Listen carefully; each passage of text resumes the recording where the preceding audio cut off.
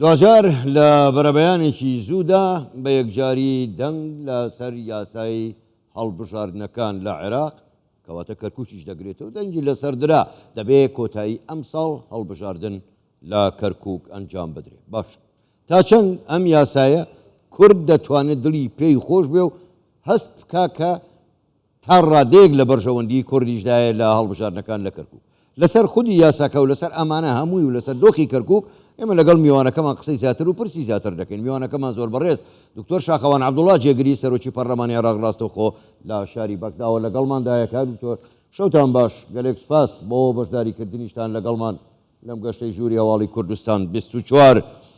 زۆر باشە، پەسەندکردنی یاسای هەڵبژاردن بە جۆرەی یاسای ساند لێگۆ دوێنێ بەرەبەیان دەنجی لە سندرا بۆ هەڵبژاردن لە کەرکووک بە دیاریکراویش لە کەرکووک. لایەنە باشەکانی ئەم یاسایە چییە؟ زۆر سپاس بۆ جەنابەت کاک حاکم ڕێز و خۆشەویستیم بۆ بینەران. دیارەوەک جەنابەت باس کردوێنە لە بەرەبەیانی دوێنەیە دەنگ لەسەر پرۆژە یاسای هەڵبژاردننی ئەنجومەنی پارێزگاکان و ئەنجومەنی نوێنەرانی عێراق لە چوارچێوە یەک پرۆژە یاسایە درا. کۆمەڵی بڕگە و بابەت لە خۆی دەگرێت ئەوەی کە تەماسی هەبوو لەگەڵ کوردستانە بابەتی ئاوارەکانە، بابەتی سنجارە، بابەتی کەرکووکە، ئەوانە لە پرۆژە یاساکەیە جێی کراوەتەوە. هەرچی مەوزوعی کەرکووکە پرۆژەیەک هەبوو، پرۆژەی عەرەب و تورکمان بوو، هەڵبژاردن لە کەرکووک ئەنجام نەدێ بۆ ماوەی 2 ساڵ. دوجار ئەوەی کە لە یاساکەیە جێیان کردەوە و دوێنێ شەو نەمان هێشت تێپەڕێ ئەوە بوو کە هەڵبژاردن لە کەرکووک دوا بخرێتە ئەو کاتەی کە ڕێکەوتن لە نێوان پێکاتەکان ئەنجام بدێ و سەرۆکوەزیران موعیدێکی تر بۆ هەڵبژاردننی پارێزگای کەرکووک دائەناوە لەگەڵ پیاچوونەوە بە سەرژمێری بە ئەوەی لیستی دەنگدەرانە. ئەمانە هەمووی ڕەتکرایەوە لە لای ئێمە. دوجار هاتین مفاوەزاتمان لەسەر ئەو بابەتە کرد.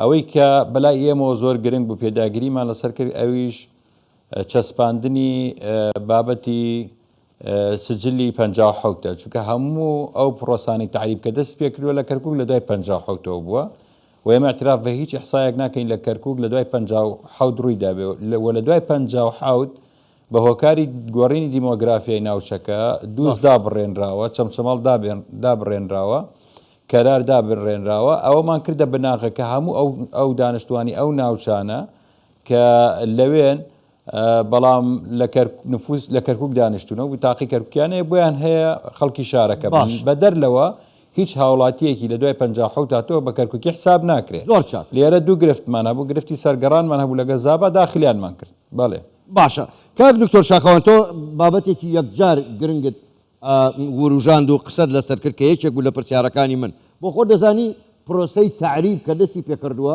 ینی هەر زۆر کۆنە لە 1930 لە عێراق ینی لە کەرکووک و ناوچان دەستی پێکردەوە بەڵام بە دیاریکراوی لە 75ەوە زۆر بە چڕی و تاک و ئێستاش ئەو ناحیانەی کە سەر بە کەرکووکن دابڕێنراون چەمچەماڵەکە لارە کفریە ئەمانە چی لێدێ؟ ئەمانە دەچنەوە سەر کەرکووک یا خود نا؟ هەموو ئەوانە کاک حاکم خەڵکی ئەو شارانە بۆ نمونە لە دوای پرۆسەی ئەنفال خەڵک چووەتە کەرکووک لە ناوچەی جەباریە قادرکەرەمە چووەتە کەرکووک بتاقی کەرکووکە و لە کەرکووک نیشتەجێ بووە. هەموو ئەمانە بۆیان هەیە دەنگ بدەن بە پێ ئەم یاسایە چونکە احتیمادمان لەسەر 57 کردووە. 57 ئێستا من بۆ خۆم کە جێگری سەرۆکی پەرلەمانی عێراقم ولادەم کەرکووکە لە کەرکووک لەدایک بوومە بەڵام نفوسەکەم قادرکەرم بە پێی سیاسەتی تعریف خراوەتە سەر چەمچەماڵیش خۆی سەر بە کەرکووک بۆ خراوەتە سەر سلێمانی. ئێسام لەسەر سلێمانیم بەڵام جێگری سەرۆکی پەرلەمانم عێراقم لەسەر کەرکووک بۆیە ئەگەر ئەو هامان نەکردای خەڵکێکی زۆری ئێمە بێبەش ئەبوو لە دەنگدان. ئێستا ئەوەی قادرکەرەمە، ئەوەی چەمچەماڵە، ئەوەی دووزە، ئەوەی کەلارە، ئەوەی لە 57 سەر بە کەرکووک بۆی هەیە دەنگ بدا لەوێ کە بتاقی کەرکووکە و دانیشتووی ئەو شارەیە. ئەمەمان حەسم کرد. جا لەمە خەڵکێکمان هەیە بەهۆی سیاسەتی تعریب بۆ تەرحیل کراوە لە هەشتاکانەوە سیاست تعریبجا بۆ سلێمانیە بۆ هەولێر تەرحیلکراوە بۆ باشوور ئەوانە هەموو مادەی 140 کرۆ مەشمولن. هەیە مادەی 140 نەکرەوە تەنها معاملەی کردووە تێش نەپەڕی ئەویشمان نووسیە فەقرەیەکە ئەوانیش شومل بکە. بۆیە هیچ مەجالێکمان بۆ لایەنی بەرامبەر نێشتۆتە کە بیانێ خەڵکێکی ئێمە لەو پرۆسەیە دوور بخەنەوە. لە بەرامبەرە کە من ئیحسای 57م تەثبیت کردووە ڕێگەشم داوە بە پێی یاساکە کە نوێنەرانی پارێزگاکە لەگەڵ ئەو مؤسساتانی کە ناوی هاتووە تدقیق بکەن لەکوێ گومانیان هەیە، ینی بە مجرد ئەوەی کە ئێمە داوا لە لیژنەی مادی 140 بکەم لەن چەند عەرەبی هاوردە مامەڵەی 140 کردووە حەزف بکرێن حەزف دەکرێن. ئەمە بووە قانون، ینی هیچ عەرەبێکی هاوردە بۆی نییە لە دوای 2023 مامەڵەی کردووە لە کەرکووکا بمێنێتەوە. ئەمەشمان حەسم کردووە. لە هەمووی گرنگتر مادەی 35 کە ئەگەڕێتەوە مادەی 12 لە قانونی 2019 ئەمە کاگەڕێتەوە بۆ ئەسلی مادەکە کە مادەی 23ەیە دەڵێ هیچ انتخاباتێ لە پارێزگای کەرکووک ناکرێت تا و کاتێک پۆستەکانی مەحافظ و سەرۆکی ئەنجومەن و جێگری پارێزگا و پۆستەکانی تر بە ئیتیفاق لە نێوان مکەوناتەکانی دابەش نەکرێت بۆ بە شێوەیەکی یەکسان. ئێمە هەم ئەو مادەیمان لە بڕەگەوە ئەوە کرد ئیلغا کردەوە. جناب دەزانی مادەی 35 لە قانونی ساڵی 2009 دوو بڕگەی لە دژی کورد ئیزافە کرا. تاعنمان لە محکەمە گرە و کاتی ئێمە لێرە نەبووین بڕگەیەکمان ئیلغا کراوە بڕگەیەکیان مایەوە لەم یاسایە ئەویشمان ئیلغا کردەوە. زۆر باش. ینی هیچ شتێک نەماوە جگە لەم پرۆژە یاسایەوە هیچ بربەستێک لە بەردەم ئەنجامدانی هەڵبژاردن نەماوە. لە یاسای پێشوە سەرۆکوەزیران دەسەڵاتی پێدرا بوو کە پارێزگایەک یا دوا بخا بۆ کاتێکی تر بە تەنسیق لەگەڵ کۆمیسیۆن ئەو دەسەڵاتشمان لە سەرۆکوەزیران وەرگردەوە نەگەوەی تاسیری لێ بکرێ ڕێگر بێ لە بەردەم ئەنجامدانی هەڵبژاردن لە کەرکووک.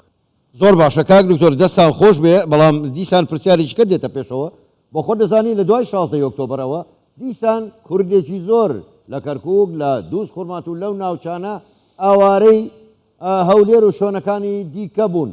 ئەمانە چۆن دەتوانن دەنگ بدەن؟ بۆیان هەیە بگەڕێنەوە کەرکووک یا لەو شۆنانی کە لێین دەنگ دەدەن؟ دوو جێگا ئیسیستان بۆ وەرگرت بە تەنسیق طبعاً لەگەڵ سەرۆکایەتی و لەگەڵ کوتلە سیاسیەکانیش. یەکیان سنجارە کە ئەوان بڕیار درا هەموو ئاوارەکان بگەڕێنەوە شوێنەکانی خۆیان دەنگ بدەن، تەنها ئەوانەی لە مخەیەمات نەبێ. باشە ئێمە خەڵکێکمان هەیە لە مووسڵە لە سنجارە ئاوارەیە لە هەولێر لە مخەیەمیش نییە خانووی گردووە ئاوارەکانی کەرکووک زۆریان لە دارەتوو لە بنەسڵاو لە ناو هەولێرن.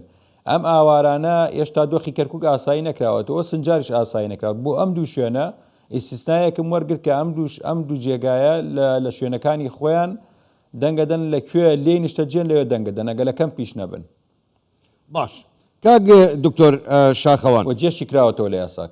باش کاک دکتۆر یەکێک لە شتە باشەکان ئەوەیە کە دەڵێن دەبێ بە پێی بنەمای سەرژمێری ساڵی 1950 بێ تا ڕادێکی تورکمانەکانیش بە مەڕازین، بەڵام عەرەبی هاوردە یاخود ئەگەر ڕوونتر بڵێم عەرەبی تەعریب لە ئێستاوە بە مەڕازی نین. پێتان وایە ئەوان کێشە بۆ هەڵبژاردنەکان دروست نەکرد چونکە کورد بەوە تۆمەتبارەکەن کە دێمۆگرافیای ناوچەکەیان گۆڕیوە نەک خۆیان؟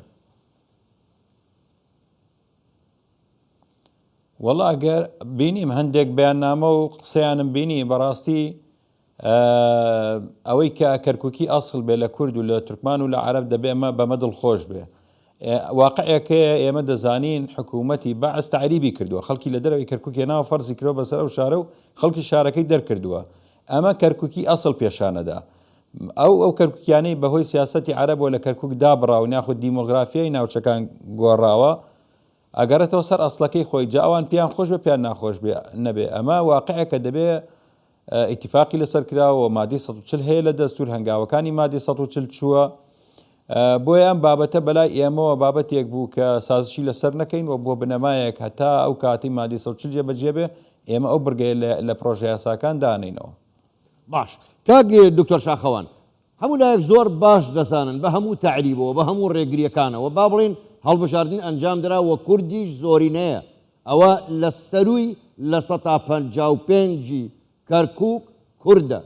ئەگەر هەڵبژاردنەکە ئەنجام درا پێت وایە ئەو ئەنجومەنەی کە هەڵدەبژێرێ ئەو پارێزگای کە دادەرێ دەتوانێت ئیتر وا بکات بارێکی ئاسایی لە کەرکووک نەک ئەم عەسکەرتاریەتەی کە ئێستا هەیە لە کەرکووک ئەتوانێت ئەو دۆخە ئاسایی بکاتەوە؟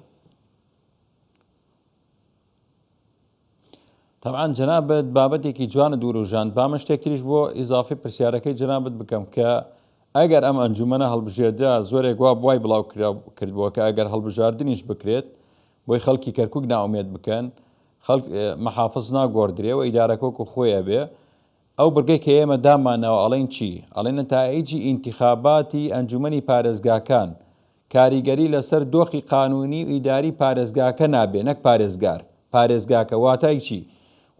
واتا گەر کورد زۆری نەش بوو بڕیاریدا کەرکووک بلکێنرێ ببێتە هەرێمێکی سەربەخۆ، ئەنجومەنی پارێزگا بۆی نەبێ و بڕیارە بدە، بلکێنرێ بە هەرێمی کورسانەوە بۆی نەبێ، یا عەرەب و تورکمانێکیان گرت و بڕیاریاندا کە مادەی 140 هەڵگەڕین، یا ئەو پارێزگایە بەشێکە لە عێراق، ئەمە بۆیان نییە. دوجار مەسیری کەرکووک کێ تەحدیدەکە ئەنجومەنی پارێزگانیە مادەی زۆر باش لە بۆی کە ڕێگر بین لە بەردەم ئەوەی کە ئەو دەسەڵاتانەی ئەنجومەن بەکاربێنێ و فەقەرەدانراوە. زۆر باشە، زۆر بەڕێز دکتۆر شاخەوان عەبدوڵڵا جێگری سەرۆکی پەرلەمانی عێراق ڕاستەوخۆ لە شاری بەغداوە لەگەڵمان بوون. گەلێک سپاس بۆ بەشداریکردنتان لەگەڵمان، سپاس بۆ ئێوە، شەوتان باش.